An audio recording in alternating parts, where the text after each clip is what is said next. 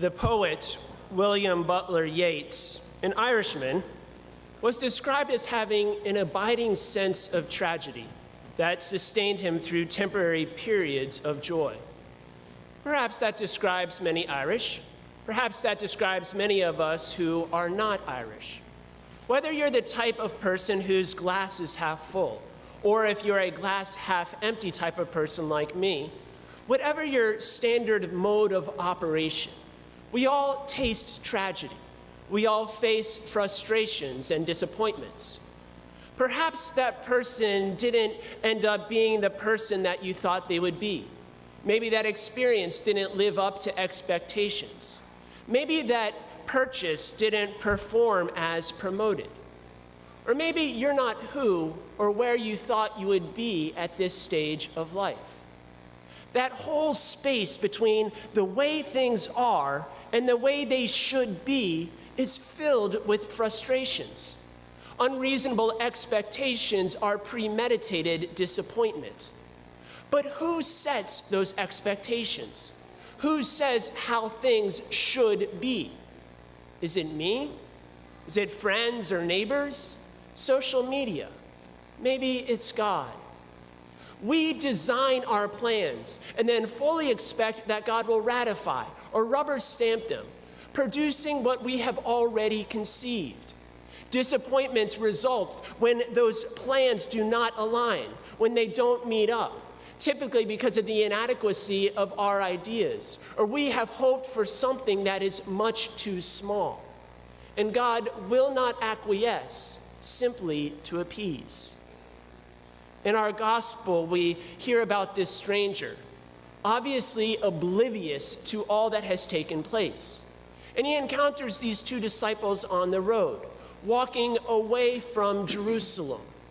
They are so absorbed in themselves, so caught up, so wrapped up in their own ideas, their own emotions, that they are hardly even aware of his presence, much less recognizing his identity.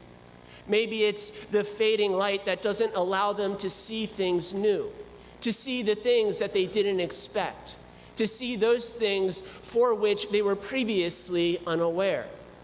Eventually, they share with this stranger their disappointment. We were hoping that he was the one.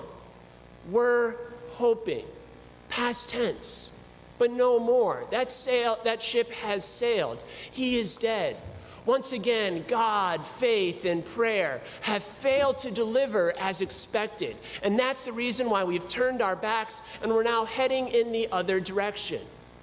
But who is it really that is oblivious to all that has taken place? Is it hope that has failed? Or is it their expectations? Disappointment enters in when God does not arrive, when he does not deliver according to our plans. Yes, their dreams were shattered, but not because of God's powerlessness, nor because of his pleasure, but because of his plan. He wanted to give them something so much greater, something that would replace their deficient dreams. God is always going to disappoint us. He's always going to disappoint us when we make him in our image, when we confuse the roles of creature and creator. The very thing that caused their sorrow in the beginning was to be its cure. But they were going to have to see it in a new light. These disciples knew Jesus. They knew everything about him. They have even heard about his resurrection. But they couldn't see. They couldn't recognize his presence already there, walking in their lives. This journey to Emmaus is much longer than the 7 miles we hear depicted in the scriptures. And it includes many more than the 2 or the 3 that is also said there. It is, in fact, a journey that finds its origin in the Garden of Eden and includes all of humanity. This is the journey. This is the plan of salvation. What is done in Eden is undone in Emmaus. As the journey begins, so too does it end. Back in the garden, we hear once again about a pair that is walking in the cool of evening with God. They too eat of a fruit of the tree of knowledge. But because they grasped at it themselves, they took it according to their plans and their timing and their design, it was the fruit that became not of the tree of knowledge, but the tree of death. And though they could see, they are now blind. God becomes hidden to them, and their own hearts and the hearts of others becomes obscure.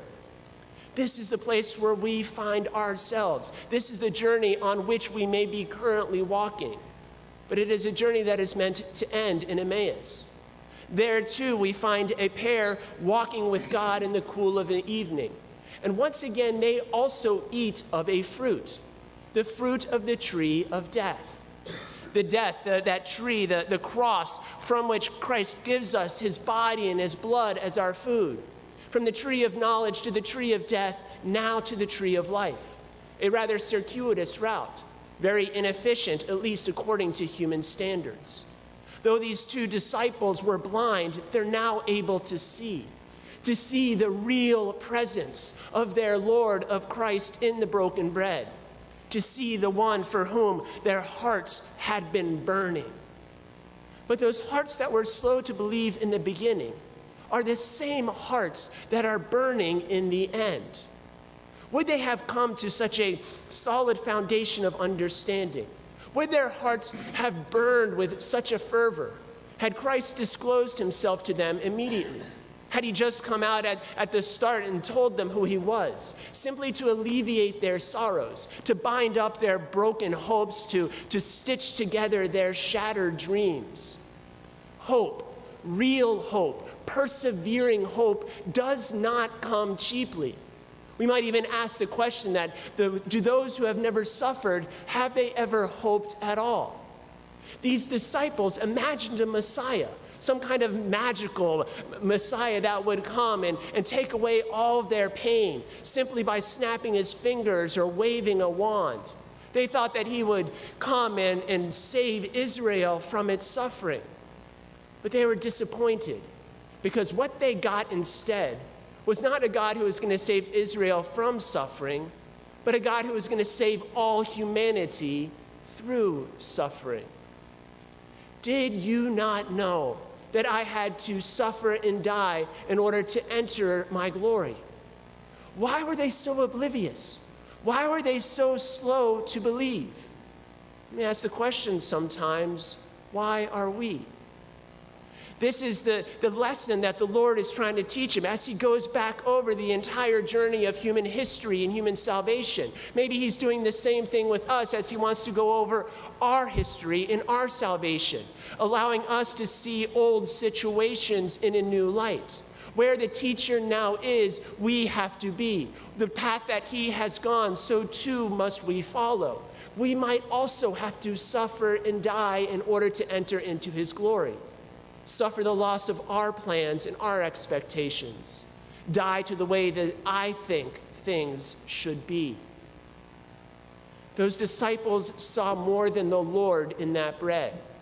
They also saw themselves, their own lives, their own bodies, blessed and broken, so that they could then be given up in sacrificial services of love to others. Others who would include both friend and foe. Others who would include both saints and sinners. This is the way God says things should be. These are his hopes, his expectations, his plans for us.